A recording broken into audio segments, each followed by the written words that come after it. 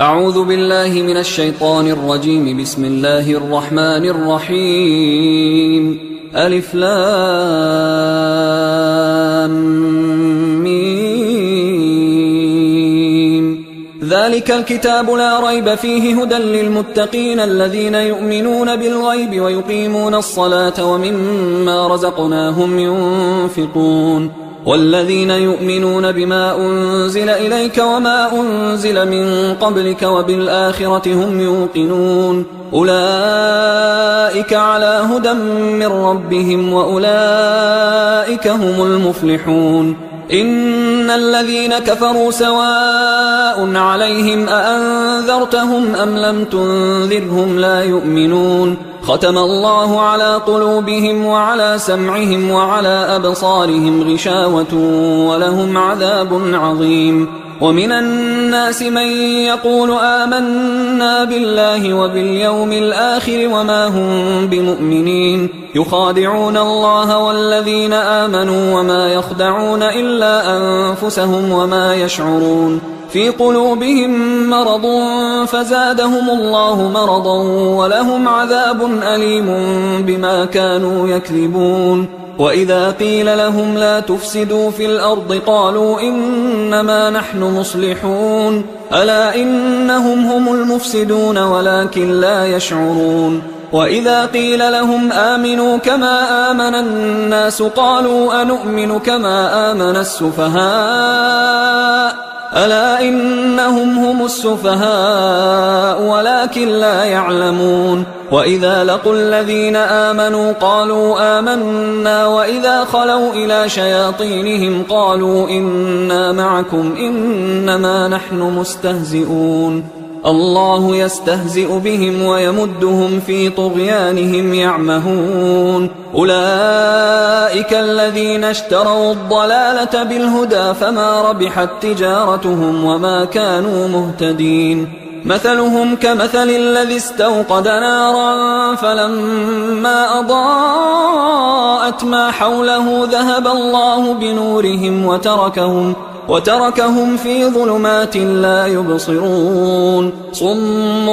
بكم عمي فهم لا يرجعون. أو كصيب من السماء فيه ظلمات ورعد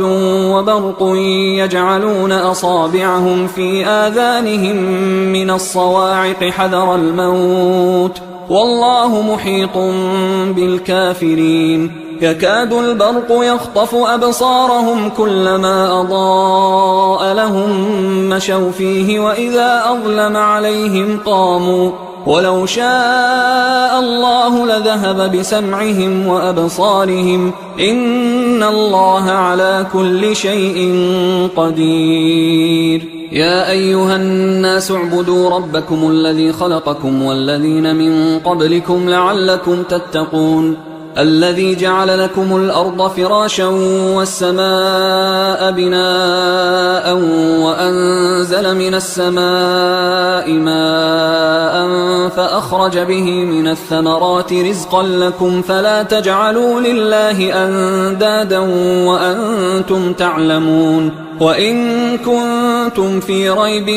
مما نزلنا على عبدنا فأتوا بسورة من مثله وادعوا شهداءكم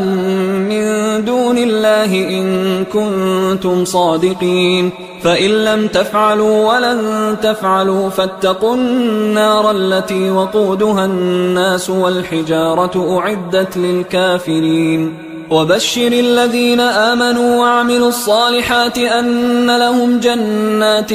تجري من تحتها الأنهار كلما رزقوا منها من ثمرة رزقا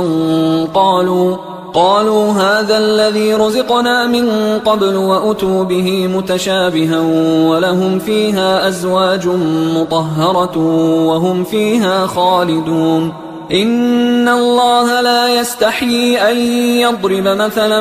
ما بعوضة فما فوقها فأما الذين آمنوا فيعلمون أنه الحق من ربهم، وأما الذين كفروا فيقولون ماذا أراد الله بهذا مثلا يضل به كثيرا ويهدي به كثيرا، وما يضل به إلا الفاسقين الذين ينقضون عهد الله من بعد ميثاقه ويقطعون ما أمر الله به أن يوصل ويفسدون في الأرض، أولئك هم الخاسرون. كيف تكفرون بالله وكنتم أمواتا فأحياكم ثم يميتكم ثم يحييكم ثم إليه ترجعون. هو الذي خلق لكم ما في الأرض جميعا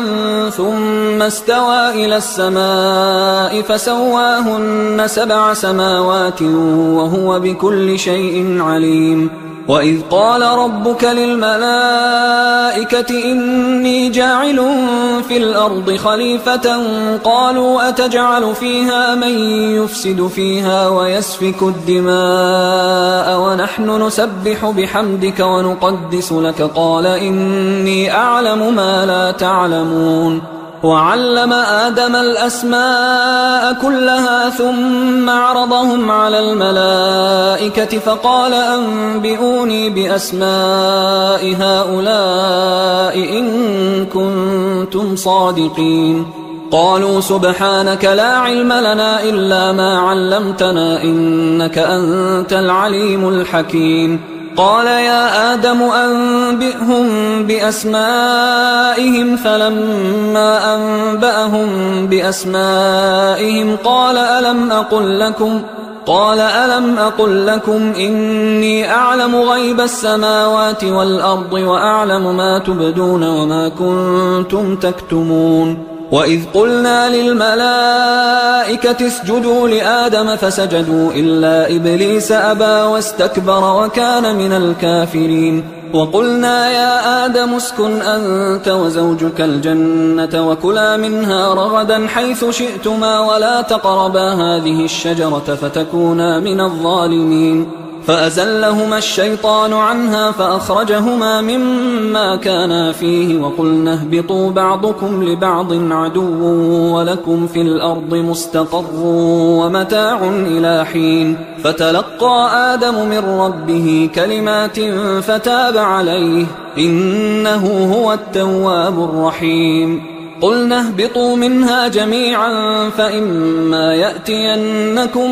مني هدى فمن تبع هداي فلا خوف عليهم ولا هم يحزنون. والذين كفروا وكذبوا بآياتنا أولئك أصحاب النار هم فيها خالدون. يا بني إسرائيل اذكروا نعمتي التي أنعمت عليكم وأوفوا بعهدي أوف بعهدكم وإياي فارهبون. وآمنوا بما أنزلت مصدقا لما معكم ولا تكونوا أول كافر به ولا تشتروا بآياتي ثمنا قليلا وإياي فاتقون. ولا تلبسوا الحق بالباطل وتكتموا الحق وأنتم تعلمون. وأقيموا الصلاة وآتوا الزكاة واركعوا مع الراكعين. أتأمرون الناس بالبر وتنسون أنفسكم وأنتم تتلون الكتاب أفلا تعقلون. واستعينوا بالصبر والصلاة وإنها لكبيرة إلا على الخاشعين الذين يظنون أنهم ملاقو ربهم وأنهم إليه راجعون. يا بني إسرائيل اذكروا نعمتي التي أنعمت عليكم وأني فضلتكم على العالمين. واتقوا يوما لا تجزي نفس عن نفس شيئا ولا يقبل منها شفاعة ولا يؤخذ منها عدل ولا هم ينصرون. وإذ نجيناكم من آل فرعون يسومونكم سوء العذاب يذبحون أبناءكم ويستحيون نساءكم وفي ذلكم بلاء من ربكم عظيم. وإذ فرقنا بكم البحر فأنجيناكم وأغرقنا آل فرعون وأنتم تنظرون. وإذ واعدنا موسى 40 ليلة ثم اتخذتم العجل من بعده وأنتم ظالمون. ثم عفونا عنكم من بعد ذلك لعلكم تشكرون وإذ آتينا موسى الكتاب والفرقان لعلكم تهتدون وإذ قال موسى لقومه يا قوم إنكم ظلمتم أنفسكم باتخاذكم العجل فتوبوا إلى بارئكم فاقتلوا أنفسكم ذلكم خير لكم عند بارئكم فتاب عليكم إنه هو التواب الرحيم وإذ قلتم يا موسى لن نؤمن لك حتى نرى الله جهرة فأخذتكم الصاعقة وأنتم تنظرون ثم بعثناكم من بعد موتكم لعلكم تشكرون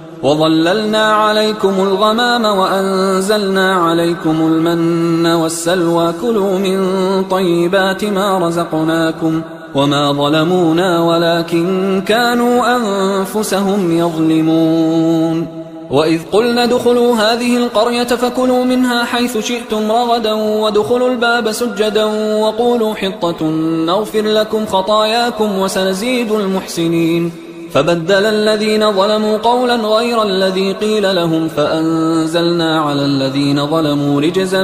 من السماء بما كانوا يفسقون وإذ استسقى موسى لقومه فقلنا اضرب بعصاك الحجر فانفجرت منه 12 عينا قد علم كل أناس مشربهم كلوا واشربوا من رزق الله ولا تعثوا في الأرض مفسدين وإذ قلتم يا موسى لن نصبر على طعام واحد فادع لنا ربك يخرج لنا مما تنبت الأرض من بقلها وقثائها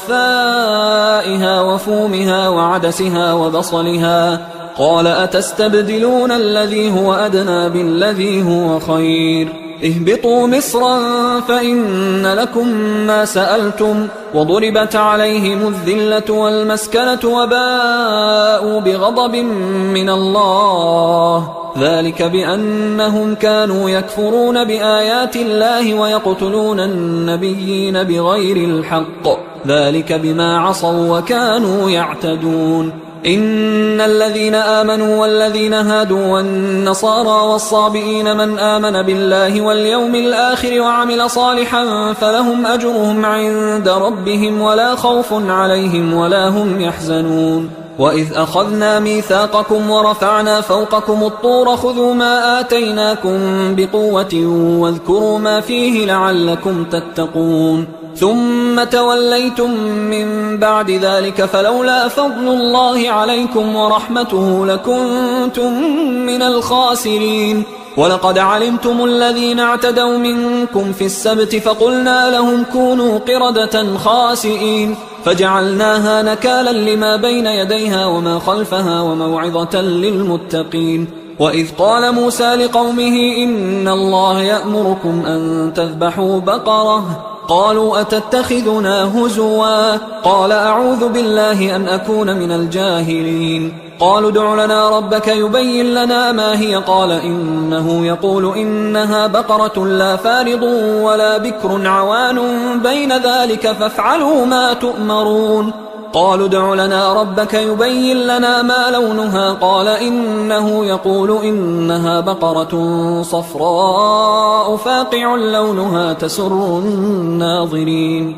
قالوا ادع لنا ربك يبين لنا ما هي إن البقرة شابه علينا وإنا إن شاء الله لمهتدون قال إنه يقول إنها بقرة لا ذلول تثير الأرض ولا تسقي الحرث مسلمة لا شية فيها قالوا الآن جئت بالحق فذبحوها وما كادوا يفعلون وإذ قتلتم نفسا فادارأتم فيها والله مخرج ما كنتم تكتمون فقلنا اضربوه ببعضها كذلك يحيي الله الموتى ويريكم آياته لعلكم تعقلون ثم قست قلوبكم من بعد ذلك فهي كالحجارة أو أشد قسوة وإن من الحجارة لما يتفجر منه الأنهار وإن منها لما يشقق فيخرج منه الماء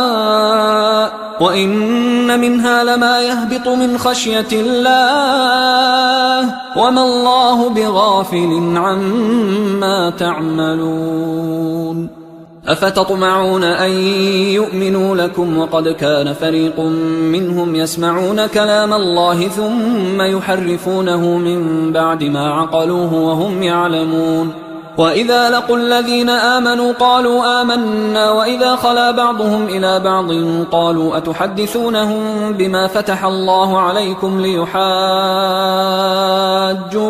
به عند ربكم أفلا تعقلون. أولا يعلمون أن الله يعلم ما يسرون وما يعلنون. ومنهم أميون لا يعلمون الكتاب إلا أماني وإنهم إلا يظنون. فويل للذين يكتبون الكتاب بأيديهم ثم يقولون هذا من عند الله ليشتروا به ثمنا قليلا فويل لهم مما كتبت أيديهم وويل لهم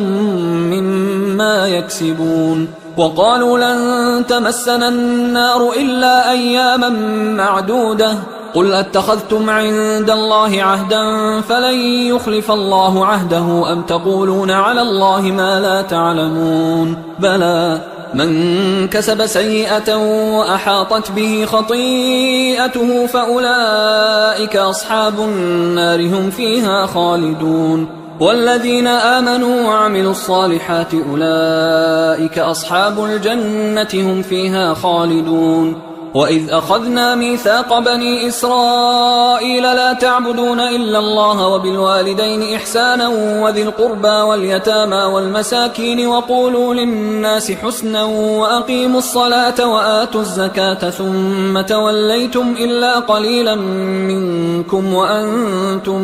معرضون. وإذ أخذنا ميثاقكم لا تسفكون دماءكم ولا تخرجون أنفسكم من دياركم ثم أقررتم وأنتم تشهدون ثم أنتم هؤلاء تقتلون أنفسكم وتخرجون فريقا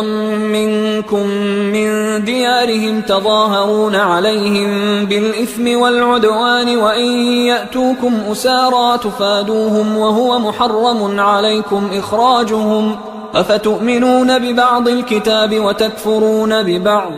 فما جزاء من يفعل ذلك منكم إلا خزي في الحياة الدنيا ويوم القيامة يردون إلى أشد العذاب وما الله بغافل عما تعملون. أولئك الذين اشتروا الحياة الدنيا بالآخرة فلا يخفف عنهم العذاب ولا هم ينصرون. ولقد آتينا موسى الكتاب وقفينا من بعده بالرسل وآتينا عيسى ابن مريم البينات وأيدناه بروح القدس أفكلما جاءكم رسول بما لا تهوى أنفسكم استكبرتم ففريقا كذبتم وفريقا تقتلون. وقالوا قلوبنا غلف بل لعنهم الله بكفرهم فقليلا ما يؤمنون. ولما جاءهم كتاب من عند الله مصدق لما معهم وكانوا من قبل يستفتحون على الذين كفروا فلما جاءهم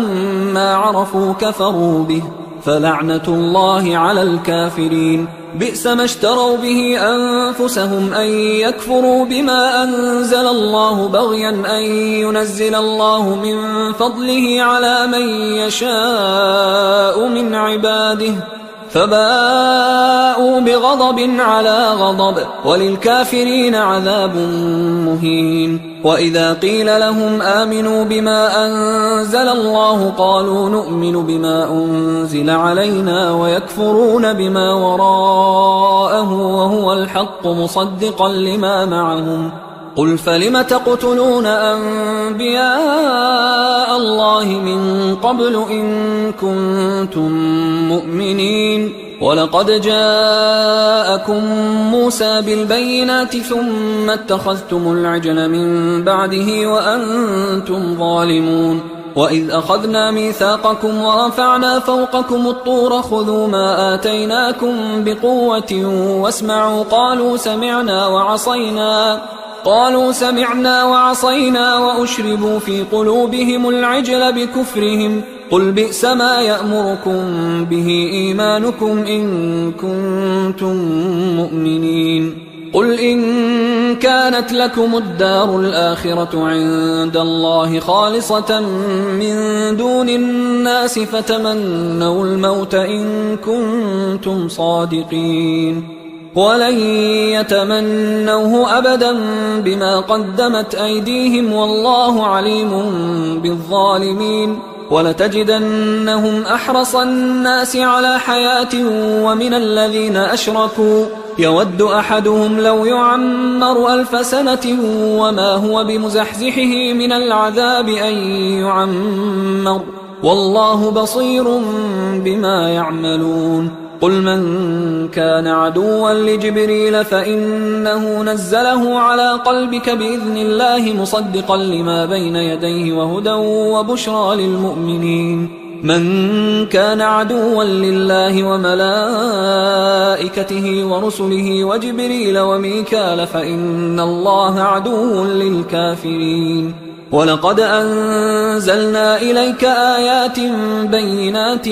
وما يكفر بها إلا الفاسقون أوكلما عاهدوا عهدا نبذه فريق منهم بل أكثرهم لا يؤمنون ولما جاءهم رسول من عند الله مصدق لما معهم نبذ فريق من الذين أوتوا الكتاب كتاب الله وراء ظهورهم كأنهم لا يعلمون واتبعوا ما تتلو الشياطين على ملك سليمان وما كفر سليمان ولكن الشياطين كفروا يعلمون الناس السحر وما أنزل على الملكين ببابل هاروت وماروت وما يعلمان من أحد حتى يقولا إنما نحن فتنة فلا تكفر فيتعلمون منهما ما يفرقون به بين المرء وزوجه وما هم بضارين به من أحد إلا بإذن الله ويتعلمون ما يضرهم ولا ينفعهم ولقد علموا لمن اشتراه ما له في الآخرة من خلاق ولبئس ما شروا به أنفسهم لو كانوا يعلمون ولو أنهم آمنوا واتقوا لمثوبة من عند الله خير لو كانوا يعلمون يا أيها الذين آمنوا لا تقولوا راعنا وقولوا انظرنا واسمعوا وللكافرين عذاب أليم ما يود الذين كفروا من أهل الكتاب ولا المشركين أن ينزل عليكم من خير من ربكم والله يختص برحمته من يشاء والله ذو الفضل العظيم ما ننسخ من آية أو ننسها نأت بخير منها أو مثلها ألم تعلم أن الله على كل شيء قدير ألم تعلم أن الله له ملك السماوات والأرض وما لكم من دون الله من ولي ولا نصير أم تريدون أن تسألوا رسولكم كما سئل موسى من قبل ومن يتبدل الكفر بالإيمان فقد ضل سواء السبيل ود كثير من أهل الكتاب لو يردونكم من بعد إيمانكم كفارا حسدا من عند أنفسهم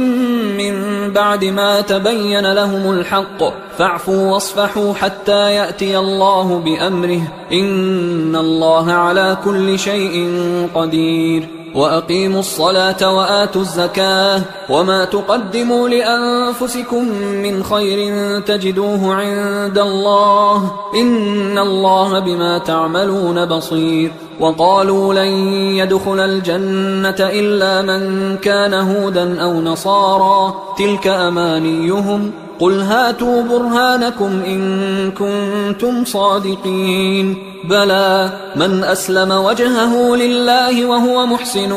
فله أجره عند ربه ولا خوف عليهم ولا هم يحزنون وقالت اليهود ليست النصارى على شيء وقالت النصارى ليست اليهود على شيء وهم يتلون الكتاب كذلك قال الذين لا يعلمون مثل قولهم فالله يحكم بينهم يوم القيامة فيما كانوا فيه يختلفون ومن أظلم ممن منع مساجد الله أن يذكر فيها اسمه وسعى في خرابها أولئك ما كان لهم أن يدخلوها إلا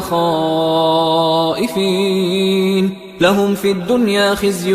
ولهم في الآخرة عذاب عظيم ولله المشرق والمغرب فأينما تولوا فثم وجه الله إن الله واسع عليم وقالوا اتخذ الله ولدا سبحانه بل له ما في السماوات والأرض كل له قانتون بديع السماوات والأرض وإذا قضى أمرا فإنما يقول له كن فيكون وقال الذين لا يعلمون لولا يكلمنا الله أو تأتينا آية كذلك قال الذين من قبلهم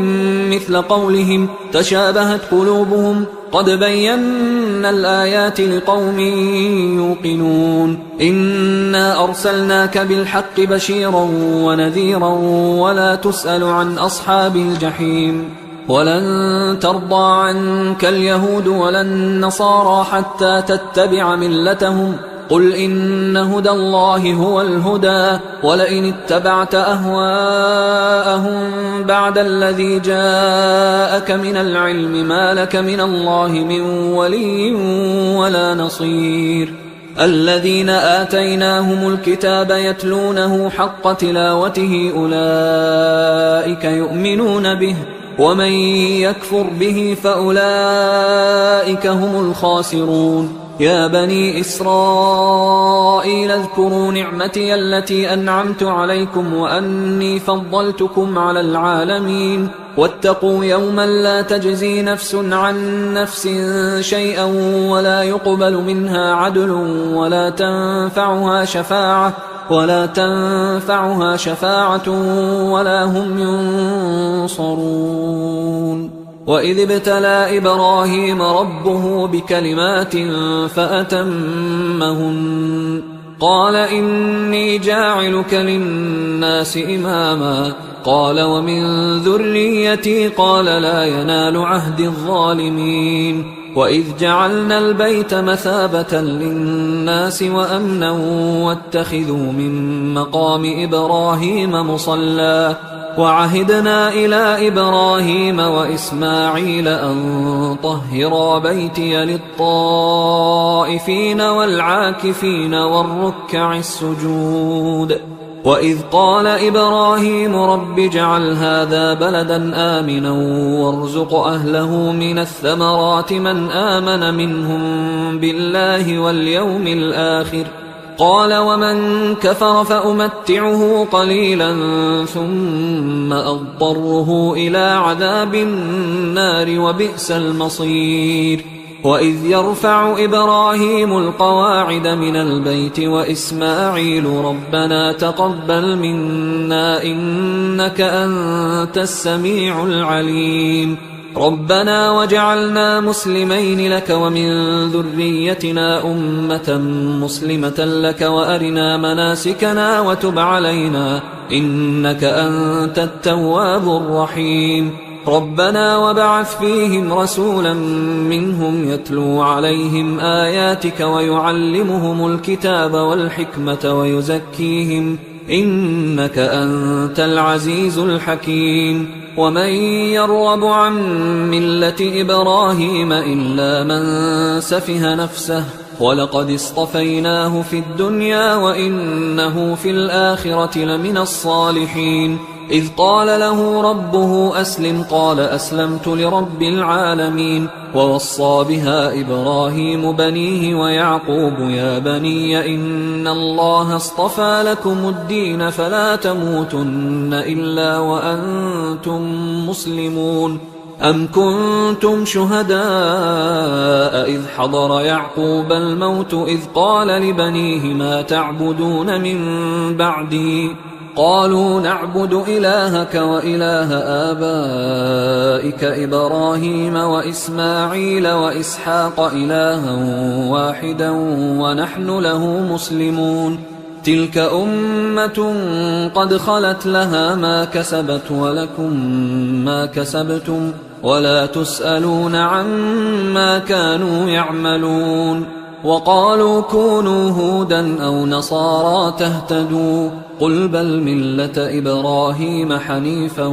وما كان من المشركين. قولوا آمنا بالله وما أنزل إلينا وما أنزل إلى إبراهيم وإسماعيل وإسحاق ويعقوب والأسباط وما أوتي موسى وعيسى وما أوتي النبيون من ربهم لا نفرق بين أحد منهم ونحن له مسلمون. فإن آمنوا بمثل ما آمنتم به فقد اهتدوا وإن تولوا فإنما هم في شقاق فسيكفيكهم الله وهو السميع العليم. صبغة الله ومن أحسن من الله صبغة ونحن له عابدون. قل أتحاجوننا في الله وهو ربنا وربكم ولنا أعمالنا ولكم أعمالكم ونحن له مخلصون. أم تقولون إن إبراهيم وإسماعيل وإسحاق ويعقوب والأسباط كانوا هودا أو نصارى قل أأنتم أعلم أم الله ومن أظلم ممن كتم شهادة عنده من الله وما الله بغافل عما تعملون. تلك أمة قد خلت لها ما كسبت ولكم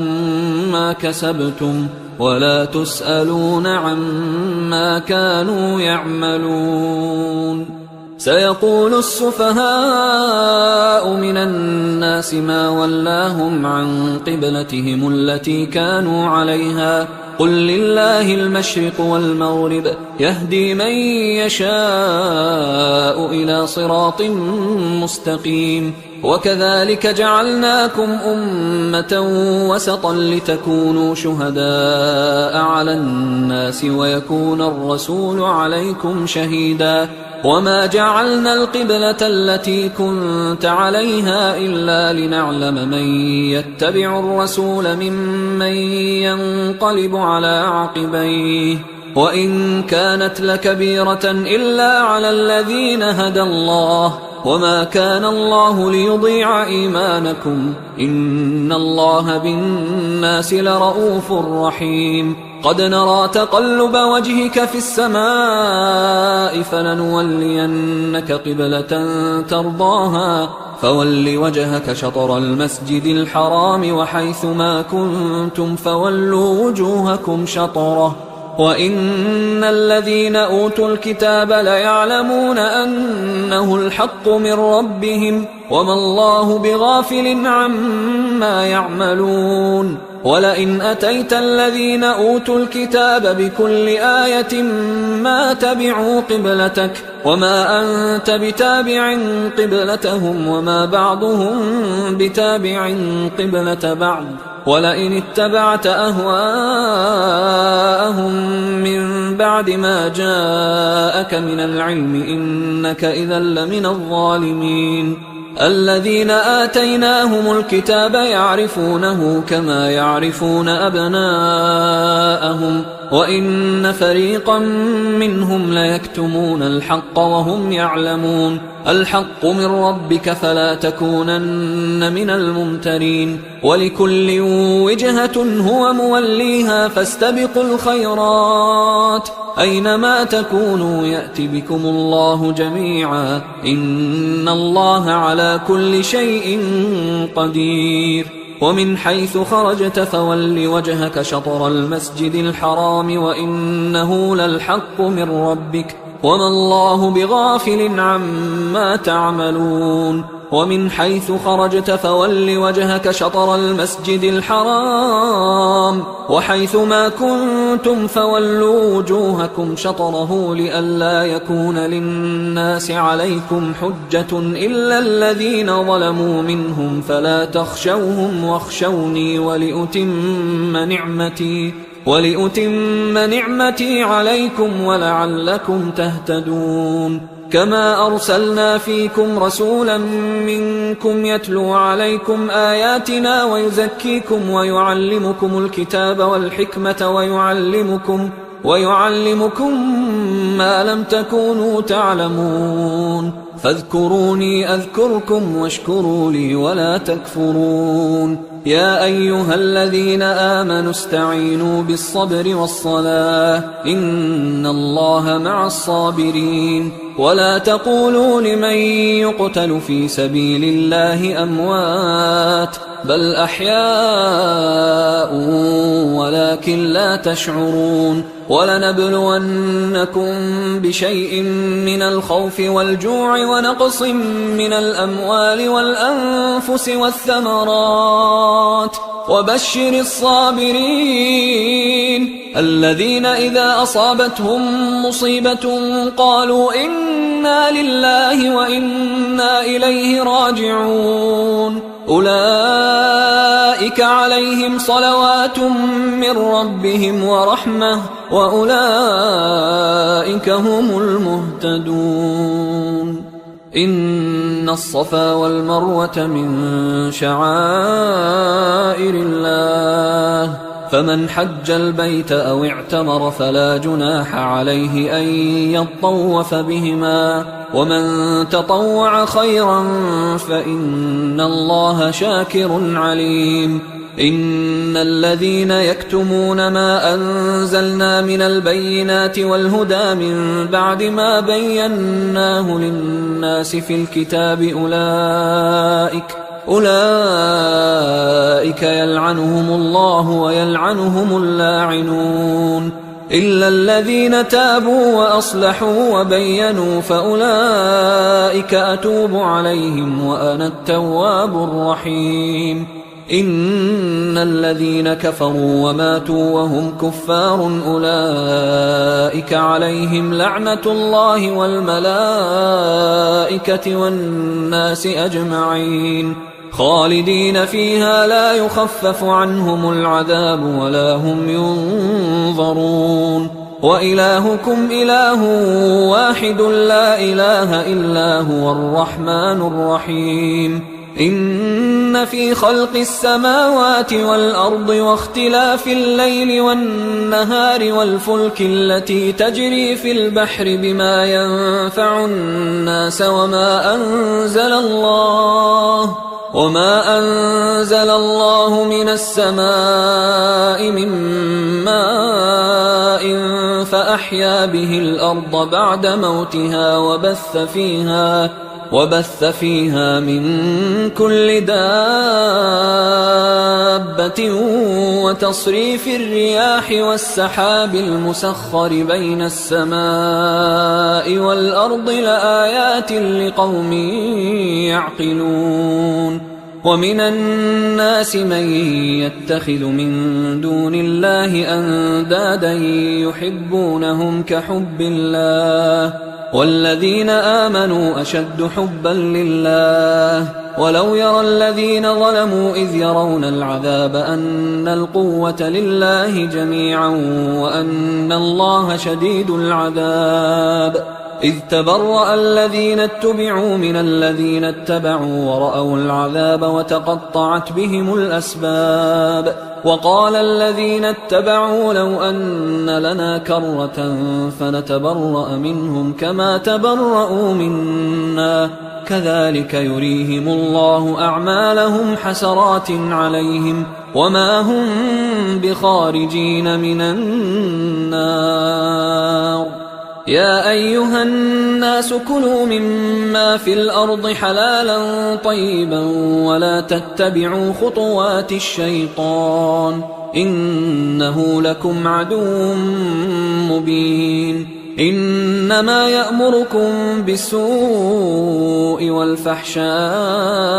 وأن تقولوا على الله ما لا تعلمون. وإذا قيل لهم اتبعوا ما أنزل الله قالوا بل نتبع ما ألفينا عليه آباءنا أولو كان آباؤهم لا يعقلون شيئا ولا يهتدون. ومثل الذين كفروا كمثل الذي ينعق بما لا يسمع إلا دعاء ونداء صم بكم عمي فهم لا يعقلون. يا أيها الذين آمنوا كلوا من طيبات ما رزقناكم واشكروا لله إن كنتم إياه تعبدون.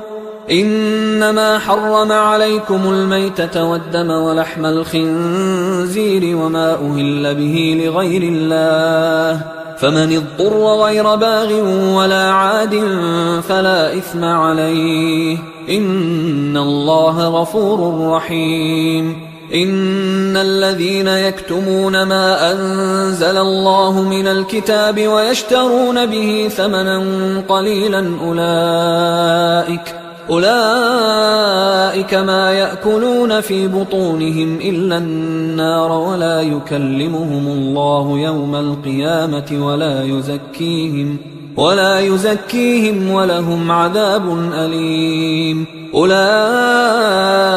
الذين اشتروا الضلالة بالهدى والعذاب بالمغفرة فما أصبرهم على النار ذلك بأن الله نزل الكتاب بالحق وإن الذين اختلفوا في الكتاب لفي شقاق بعيد. ليس البر أن تولوا وجوهكم قبل المشرق والمغرب ولكن البر من آمن بالله واليوم الآخر والملائكة والكتاب والنبيين وآتى المال على حبه ذوي القربى واليتامى والمساكين وابن السبيل والسائلين وفي الرقاب وأقام الصلاة وآتى الزكاة والموفون بعهدهم إذا عاهدوا والصابرين في البأساء والضراء وحين البأس أولئك الذين صدقوا وأولئك هم المتقون. يا أيها الذين آمنوا كتب عليكم القصاص في القتلى الحر بالحر والعبد بالعبد والأنثى بالأنثى فمن عفي له من أخيه شيء فاتباع بالمعروف وأداء إليه بإحسان ذلك تخفيف من ربكم ورحمة فمن اعتدى بعد ذلك فله عذاب أليم. ولكم في القصاص حياة يا أولي الألباب لعلكم تتقون. كتب عليكم إذا حضر أحدكم الموت إن ترك خيرا الوصية للوالدين والأقربين بالمعروف حقا على المتقين فمن بدله بعدما سمعه فإنما إثمه على الذين يبدلونه إن الله سميع عليم. فمن خاف من موص جنفا أو إثما فأصلح بينهم فلا إثم عليه إن الله غفور رحيم.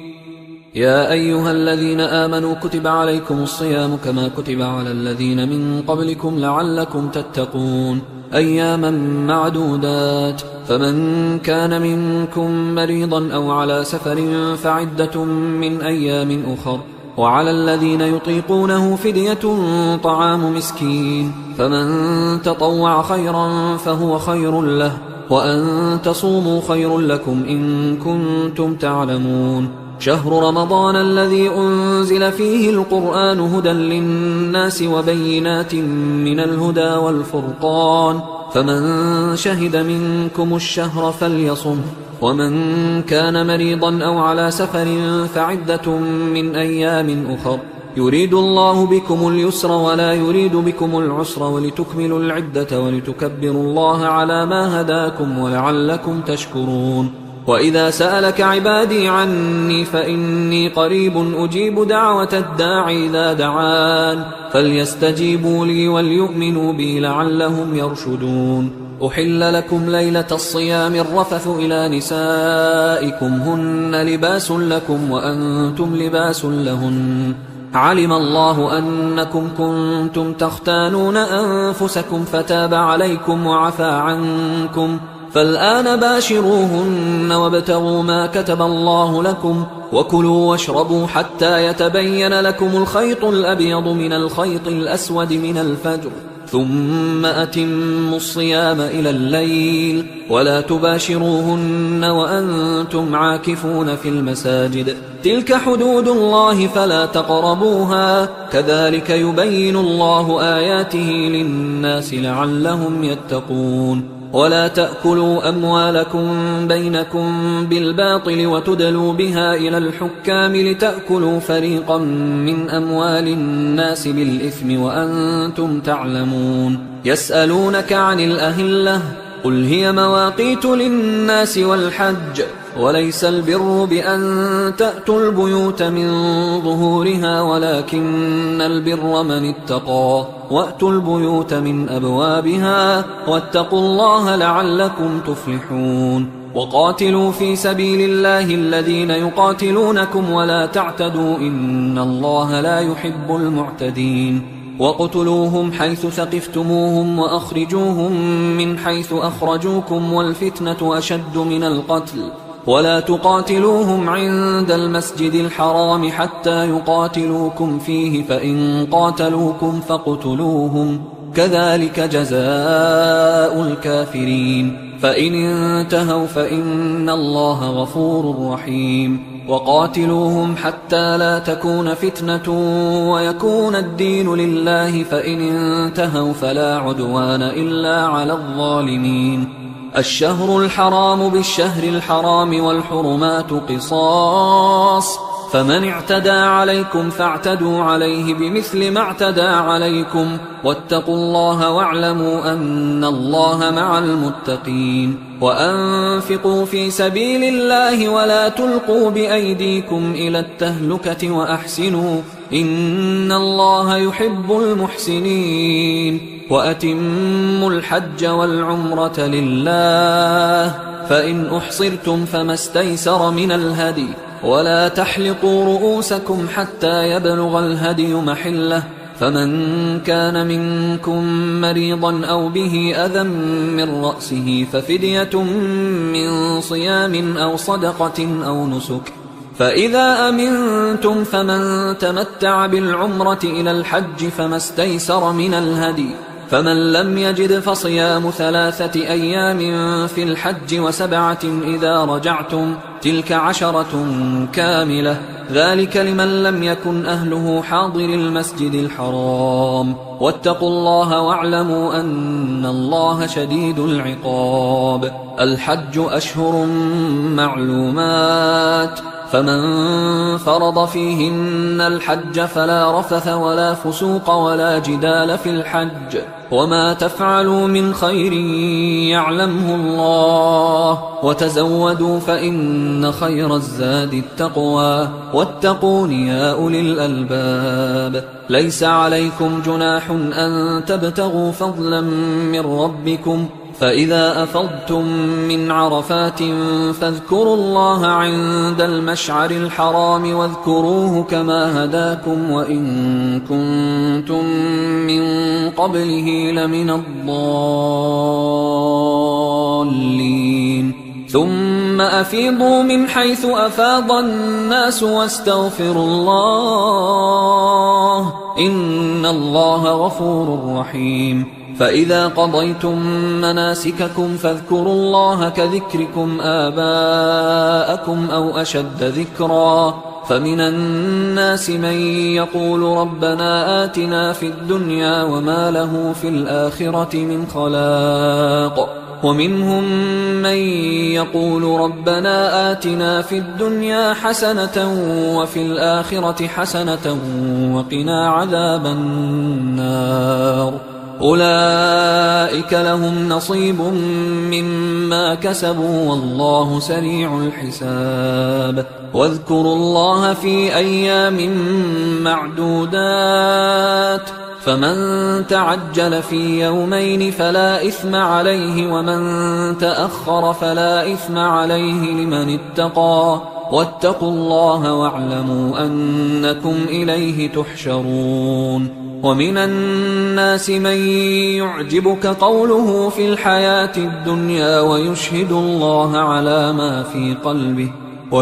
الله على ما في قلبه وهو ألد الخصام وإذا تولى سعى في الأرض ليفسد فيها ويهلك الحرث والنسل والله لا يحب الفساد وإذا قيل له اتق الله أخذته العزة بالإثم فحسبه جهنم ولبئس المهاد ومن الناس من يشري نفسه ابتغاء مرضات الله والله رؤوف بالعباد يا أيها الذين آمنوا ادخلوا في السلم كافة ولا تتبعوا خطوات الشيطان إنه لكم عدو مبين فإن زللتم من بعد ما جاءتكم البينات فاعلموا أن الله عزيز حكيم هل ينظرون إلا أن يأتيهم الله في ظلل من الغمام والملائكة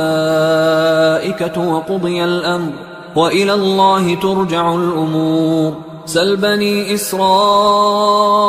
كم آتيناهم من آية بينة ومن يبدل نعمة الله من بعد ما جاءته فإن الله شديد العقاب زين للذين كفروا الحياة الدنيا ويسخرون من الذين آمنوا والذين اتقوا فوقهم يوم القيامة والله يرزق من يشاء بغير حساب كان الناس أمة واحدة فبعث الله النبيين مبشرين ومنذرين وأنزل معهم الكتاب بالحق ليحكم بين الناس فيما اختلفوا فيه وما اختلف فيه إلا الذين أوتوه من بعد ما جاءتهم البينات بغيا بينهم فهدى الله الذين آمنوا لما اختلفوا فيه من الحق بإذنه والله يهدي من يشاء إلى صراط مستقيم أم حسبتم أن تدخلوا الجنة ولما يأتكم مثل الذين خلوا من قبلكم مستهم البأساء والضراء وزلزلوا حتى يقول الرسول والذين آمنوا معه متى نصر الله ألا إن نصر الله قريب يسألونك ماذا ينفقون قل ما أنفقتم من خير فللوالدين والأقربين واليتامى والمساكين وابن السبيل وما تفعلوا من خير فإن الله به عليم كتب عليكم القتال وهو كره لكم، وعسى أن تكرهوا شيئا وهو خير لكم، وعسى أن تحبوا شيئا وهو شر لكم، والله يعلم وأنتم لا تعلمون. يسألونك عن الشهر الحرام قتال فيه، قل قتال فيه كبير، وصد عن سبيل الله وكفر به والمسجد الحرام وإخراج أهله منه أكبر عند الله، والفتنة أكبر من القتل، ولا يزالون يقاتلونكم حتى يردوكم عن دينكم إن استطاعوا، ومن يرتدد منكم عن دينه فيمت وهو كافر فأولئك حبطت أعمالهم في الدنيا والآخرة، وأولئك أصحاب النار هم فيها خالدون. إن الذين آمنوا والذين هاجروا وجاهدوا في سبيل الله أولئك يرجون رحمة الله، والله غفور رحيم. يسألونك عن الخمر والميسر قل فيهما إثم كبير ومنافع للناس وإثمهما أكبر من نفعهما، ويسألونك ماذا ينفقون قل العفو، كذلك يبين الله لكم الآيات لعلكم تتفكرون في الدنيا والآخرة. ويسألونك عن اليتامى قل إصلاح لهم خير، وإن تخالطوهم فإخوانكم والله يعلم المفسد من المصلح، ولو شاء الله لأعنتكم إن الله عزيز حكيم. ولا تنكحوا المشركات حتى يؤمن، ولأمة مؤمنة خير من مشركة ولو أعجبتكم، ولا تنكحوا المشركين حتى يؤمنوا، ولعبد مؤمن خير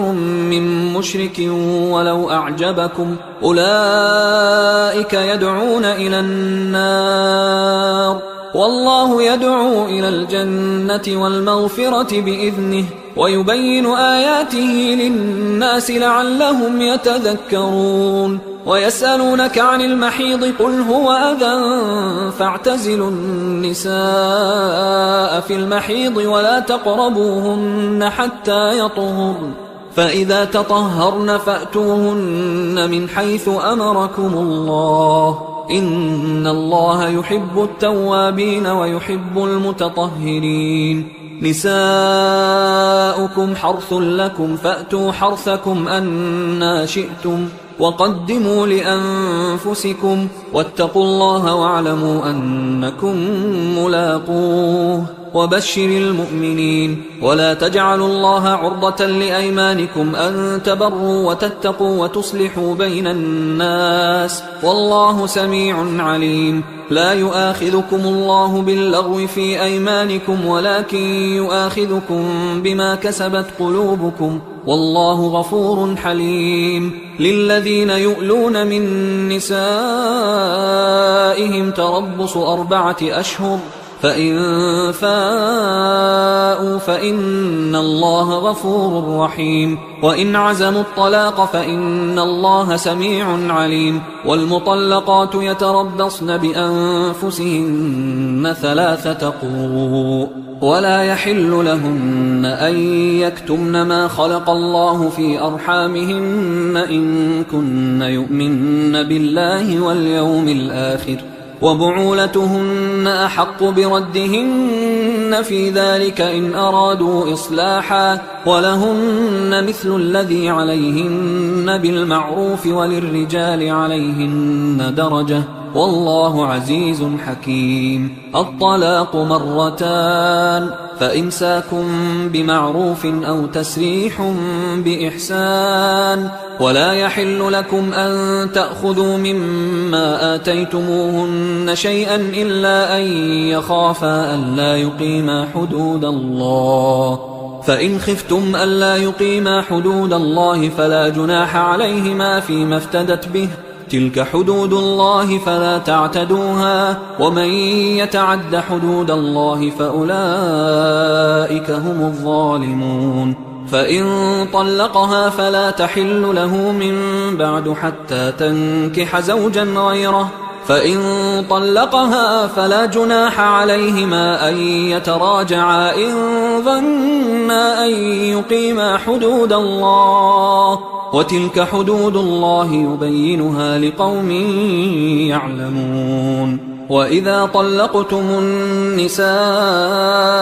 فبلغن أجلهن فأمسكوهن بمعروف أو سرحوهن بمعروف، ولا تمسكوهن ضرارا لتعتدوا، ومن يفعل ذلك فقد ظلم نفسه. ولا تتخذوا آيات الله هزوا، واذكروا نعمة الله عليكم وما أنزل عليكم من الكتاب والحكمة يعظكم به، واتقوا الله واعلموا أن الله بكل شيء عليم. وإذا طلقتم النساء فبلغن أجلهن فلا تعضلوهن أن ينكحن أزواجهن إذا تراضوا بينهم بالمعروف، ذلك يوعظ به من كان منكم يؤمن بالله واليوم الآخر، ذلكم أزكى لكم وأطهر، والله يعلم وأنتم لا تعلمون. والوالدات يرضعن أولادهن حولين كاملين لمن أراد أن يتم الرضاعة، وعلى المولود له رزقهن وكسوتهن بالمعروف، لا تكلف نفس إلا وسعها، لا تضار والدة بولدها ولا مولود له بولده، وعلى الوارث مثل ذلك، فإن أرادا فصالا عن تراض منهما وتشاور فلا جناح عليهما. وإن أردتم أن تسترضعوا أولادكم فلا جناح عليكم إذا سلمتم ما آتيتم بالمعروف، واتقوا الله واعلموا أن الله بما تعملون بصير. والذين يتوفون منكم ويذرون أزواجا يتربصن بأنفسهن 4 أشهر و10، فإذا بلغن أجلهن فلا جناح عليكم فيما فعلن في أنفسهن بالمعروف، والله بما تعملون خبير. ولا جناح عليكم فيما عرضتم به من خطبة النساء أو أكننتم في أنفسكم، علم الله أنكم ستذكرونهن ولكن لا تواعدوهن سرا إلا أن تقولوا قولا معروفا، ولا تعزموا عقدة النكاح حتى يبلغ الكتاب أجله، واعلموا أن الله يعلم ما في أنفسكم فاحذروه، واعلموا أن الله غفور حليم. لا جناح عليكم إن طلقتم النساء ما لم تمسوهن أو تفرضوا لهن فريضة، ومتعوهن على الموسع قدره وعلى المقتر قدره متاعا بالمعروف حقا على المحسنين. وإن طلقتموهن من قبل أن تمسوهن وقد فرضتم لهن فريضة فنصف ما فرضتم إلا أن يعفون أو يعفو الذي بيده عقدة النكاح، وأن تعفوا أقرب للتقوى، ولا تنسوا الفضل بينكم، إن الله بما تعملون بصير. حافظوا على الصلوات والصلاة الوسطى وقوموا لله قانتين، فإن خفتم فرجالا أو ركبانا، فإذا أمنتم فاذكروا الله كما علمكم ما لم تكونوا تعلمون. والذين يتوفون منكم ويذرون أزواجا وصية لأزواجهم متاعا إلى الحول غير إخراج، فإن خرجن فلا جناح عليكم فيما فعلن في أنفسهن من معروف، والله عزيز حكيم. وللمطلقات متاع بالمعروف حقا على المتقين، كذلك يبين الله لكم آياته لعلكم تعقلون. ألم تر إلى الذين خرجوا من ديارهم وهم ألوف حذر الموت فقال لهم الله موتوا ثم أحياهم، إن الله لذو فضل على الناس ولكن أكثر الناس لا يشكرون. وقاتلوا في سبيل الله واعلموا أن الله سميع عليم. من ذا الذي يقرض الله قرضا حسنا فيضاعفه له أضعافا كثيرة والله يقبض ويبسط وإليه ترجعون. ألم تر إلى الملأ من بني إسرائيل من بعد موسى إذ قالوا لنبي له مبعث لنا ملكا نقاتل في سبيل الله قال هل عسيتم إن كتب عليكم القتال ألا تقاتلوا قالوا وما لنا ألا نقاتل في سبيل الله وقد أخرجنا من ديارنا وأبنائنا فلما كتب عليهم القتال تولوا إلا قليلا منهم والله عليم بالظالمين. وقال لهم نبيهم إن الله قد بعث لكم طالوت ملكا قالوا أنى يكون له الملك علينا ونحن أحق بالملك منه ولم يؤت سعة من المال قال إن الله اصطفاه عليكم وزاده بسطة في العلم والجسم والله يؤتي ملكه من يشاء والله واسع عليم. وقال لهم نبيهم إن آية ملكه أن يأتيكم التابوت فيه سكينة من ربكم وبقية مما ترك آل موسى وآل هارون تحمله الملائكة إن في ذلك لآية لكم إن كنتم مؤمنين. فلما فصل طالوت بالجنود قال إن الله مبتليكم بنهر فمن شرب منه فليس مني ومن لم يطعمه فإنه مني إلا من اغترف غرفة بيده فشربوا منه إلا قليلا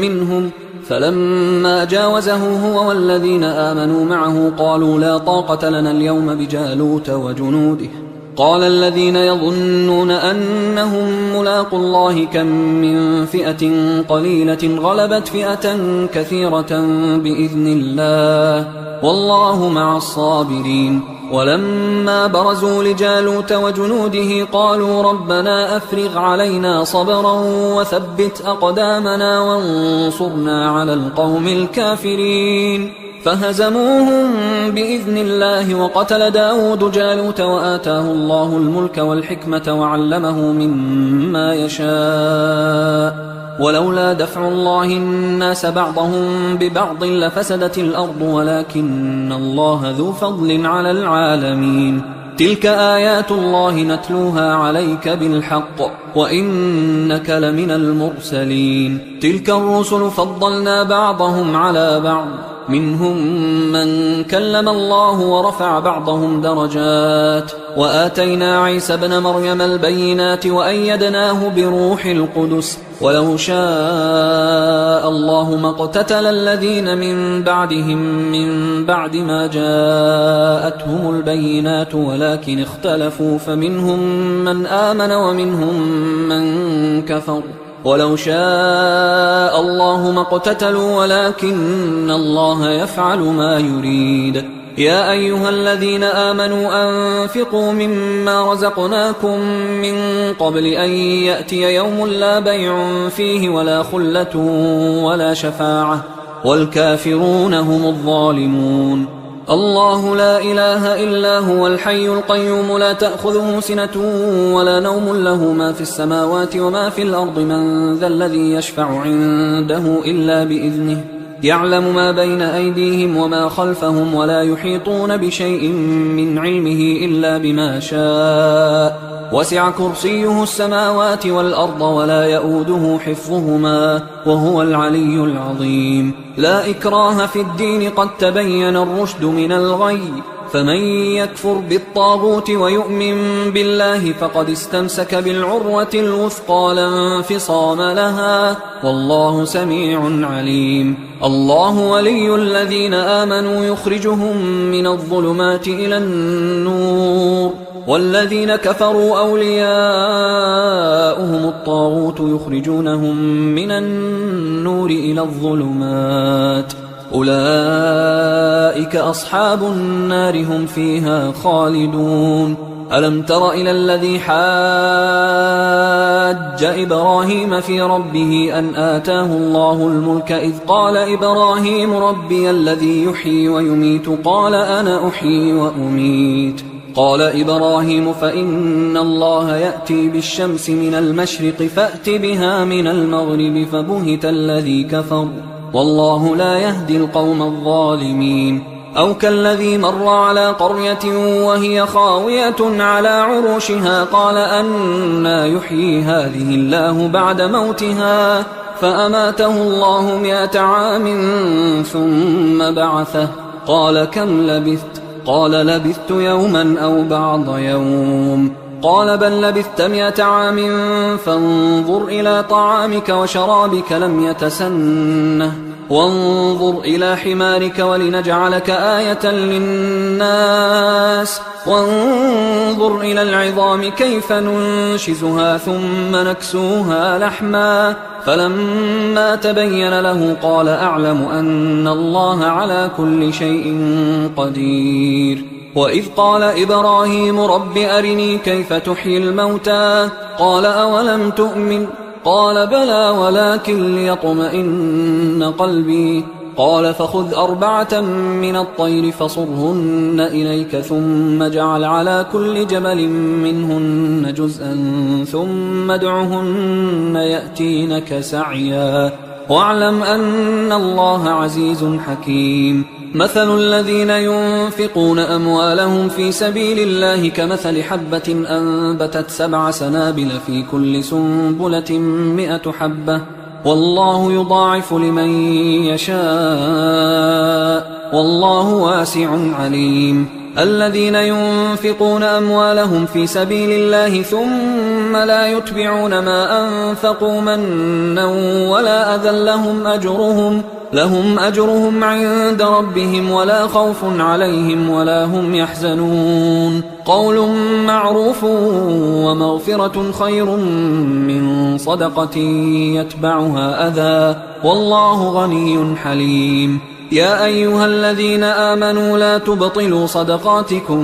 بالمن والأذى كالذي ينفق ماله رئاء الناس ولا يؤمن بالله واليوم الآخر فمثله كمثل صفوان عليه تراب فأصابه وابل فتركه صلدا لا يقدرون على شيء مما كسبوا والله لا يهدي القوم الكافرين. ومثل الذين ينفقون أموالهم ابتغاء مرضات الله وتثبيتا من أنفسهم كمثل جنة بربوة أصابها وابل فآتت أكلها ضعفين فإن لم يصبها وابل فطل والله بما تعملون بصير. أيود أحدكم أن تكون له جنة من نخيل وأعناب تجري من تحتها الأنهار له فيها من كل الثمرات وأصابه الكبر وله ذرية ضعفاء فأصابها إعصار فيه نار فاحترقت كذلك يبين الله لكم الآيات لعلكم تتفكرون. يا أيها الذين آمنوا أنفقوا من طيبات ما كسبتم ومما أخرجنا لكم من الأرض ولا تيمموا الخبيث منه تنفقون ولستم بآخذيه إلا أن تغمضوا فيه واعلموا أن الله غني حميد. الشيطان يعدكم الفقر ويأمركم بالفحشاء والله يعدكم مغفرة منه وفضلا والله واسع عليم. يؤتي الحكمة من يشاء ومن يؤت الحكمة فقد أوتي خيرا كثيرا وما يذكر إلا أولو الألباب. وما أنفقتم من نفقة أو نذرتم من نذر فإن الله يعلمه وما للظالمين من أنصار. إن تبدوا الصدقات فنعما هي، وإن تخفوها وتؤتوها الفقراء فهو خير لكم ويكفر عنكم من سيئاتكم والله بما تعملون خبير. ليس عليك هداهم ولكن الله يهدي من يشاء. وما تنفقوا من خير فلأنفسكم وما تنفقون إلا ابتغاء وجه الله وما تنفقوا من خير يوفى إليكم وأنتم لا تظلمون. للفقراء الذين أحصروا في سبيل الله لا يستطيعون ضربا في الأرض يحسبهم الجاهل أغنياء من التعفف تعرفهم بسيماهم لا يسألون الناس إلحافا. وما تنفقوا من خير فإن الله به عليم. الذين ينفقون أموالهم بالليل والنهار سرا وعلانية فلهم أجرهم عند ربهم ولا خوف عليهم ولا هم يحزنون. الذين يأكلون الربا لا يقومون إلا كما يقوم الذي يتخبطه الشيطان من المس، ذلك بأنهم قالوا إنما البيع مثل الربا وأحل الله البيع وحرم الربا. فمن جاءه موعظة من ربه فانتهى فله ما سلف وأمره إلى الله ومن عاد فأولئك أصحاب النار هم فيها خالدون. يمحق الله الربا ويربي الصدقات والله لا يحب كل كفار أثيم. إن الذين آمنوا وعملوا الصالحات وأقاموا الصلاة وآتوا الزكاة لهم أجرهم عند ربهم ولا خوف عليهم ولا هم يحزنون. يا أيها الذين آمنوا اتقوا الله وذروا ما بقي من الربا إن كنتم مؤمنين، فإن لم تفعلوا فأذنوا بحرب من الله ورسوله وإن تبتم فلكم رؤوس أموالكم لا تظلمون ولا تظلمون. وإن كان ذو عسرة فنظرة إلى ميسرة وأن تصدقوا خير لكم إن كنتم تعلمون. واتقوا يوما ترجعون فيه إلى الله ثم توفى كل نفس ما كسبت وهم لا يظلمون. يا أيها الذين آمنوا إذا تداينتم بدين إلى أجل مسمى فاكتبوه وليكتب بينكم كاتب بالعدل ولا يأب كاتب أن يكتب كما علمه الله، فليكتب وليملل الذي عليه الحق وليتق الله ربه ولا يبخس منه شيئا. فإن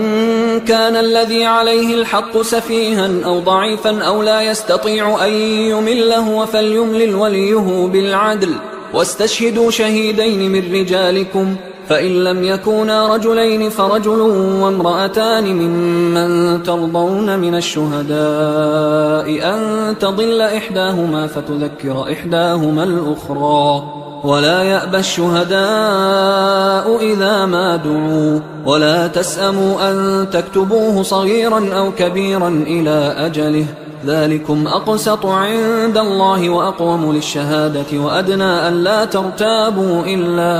إلا أن تكون تجارة حاضرة تديرونها بينكم فليس عليكم جناح ألا تكتبوها، وأشهدوا إذا تبايعتم ولا يضار كاتب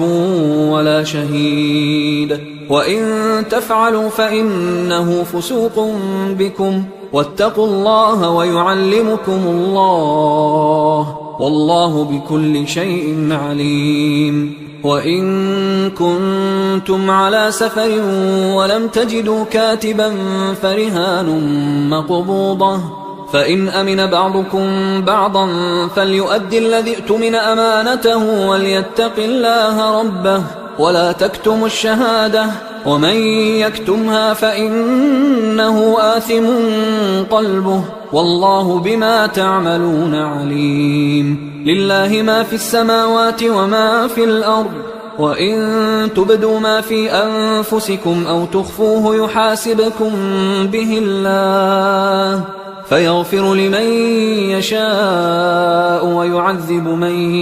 يشاء والله على كل شيء قدير. آمن الرسول بما أنزل إليه من ربه والمؤمنون كل آمن بالله وملائكته وكتبه ورسله لا نفرق بين أحد من رسله وقالوا سمعنا وأطعنا غفرانك ربنا وإليك المصير. لا يكلف الله نفسا إلا وسعها لها ما كسبت وعليها ما اكتسبت ربنا لا تؤاخذنا إن نسينا أو أخطأنا ربنا ولا تحمل علينا إصرا كما حملته على الذين من قبلنا ربنا ولا تحملنا ما لا طاقة لنا به واعف عنا واغفر لنا وارحمنا أنت مولانا فانصرنا على القوم الكافرين. حصريا على قارئ القرآن.